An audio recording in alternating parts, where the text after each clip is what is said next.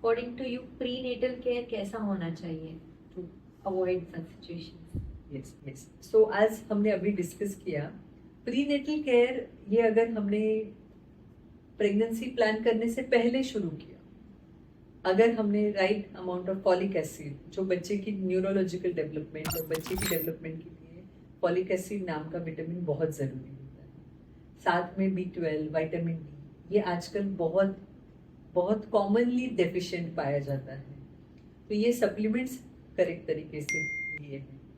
और अगर thyroid, sugar, ऐसा कोई भी डिसीज है, किसी को कोई बीमारी है, तो प्रेगनेंसी प्लान करने से पहले ही अगर वो कंट्रोल में है तो ऑटोमेटिकली प्रेगनेंसी स्मूथ जाने के लिए वो काफ़ी हेल्प करता है। So prenatal care when there is a high risk factor, आजकल लेडीज 35 के बाद प्रेगनेंसी काफ़ी बार प्लान करती है, एज बढ़ता हुआ रहता है, तो भी प्रीनेटल मेडिसिन लेके, क्योंकि एक सिंपल चीज़ है, जो आपका मेटाबॉलिज्म 25 साल की एज में है, वो आपका मेटाबॉलिज्म 35 की एज में नहीं रहेगा। सो उसे ध्यान में रखते हुए प्रीनेटल केयर के साथ प्रेगनेंसी प्लान करना काफ़ी एडवाइजेबल होता है। And one last thing we would like to ask कि फैमिली को किस तरह से सपोर्ट करना चाहिए both in prenatal cases and if there is a loss in early pregnancy?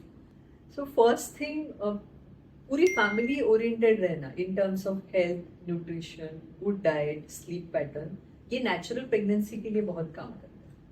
अगर किसी का बॉडी हार्मोन्स बैलेंस अच्छा है तो नेचुरल प्रेगनेंसी के चांसेस बढ़ते हैं, तो फैमिली वहाँ पे स्ट्रेस रिलीफ के लिए काम कर सकती है, गुड लाइफस्टाइल डाइट के लिए काम कर सकती है।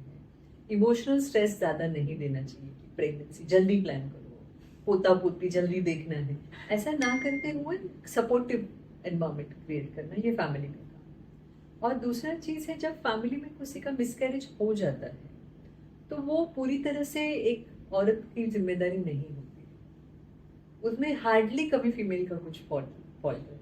कभी कभी प्रेगनेंसी एम्ब्रियो वो डेवलप होने की कंडीशन में नहीं होता है, उसमें कभी कुछ क्रोमोसोमल एरर्स होते हैं, वो जो एम्ब्रियो हेल्दी प्रेगनेंसी नहीं देने वाला है, वो 90% ऑफ द टाइम्स 12 वीक से पहले ही नेचर उसे ग्रो नहीं होने देता है। अगर एम्ब्रियो हेल्दी नहीं है, जो कंपैटिबल टू लाइफ, यानी हेल्दी बच्चा देने के लिए कंपैटिबल नहीं है, वो एम्ब्रियो 12 वीक को क्रॉस नहीं करते हैं।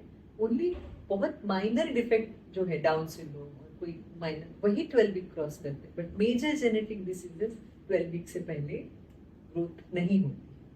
तो अगर ऐसा सिचुएशंस फैमिली में हो रहा है, तो ऐसे फैमिलीज ने सबसे पहले मेडिकल एडवाइस लेनी चाहिए। मेडिकल एडवाइस के अकॉर्डिंगली प्रीनेटल केयर, यूटेरस का कंडीशन बेटर करके फिर प्रेगनेंसी प्लान करनी चाहिए, जिससे 9 मंथ्स का जर्नी कॉन्ग्रेचुलेशंस से सेलिब्रेशंस तक पहुंचे। Really very true.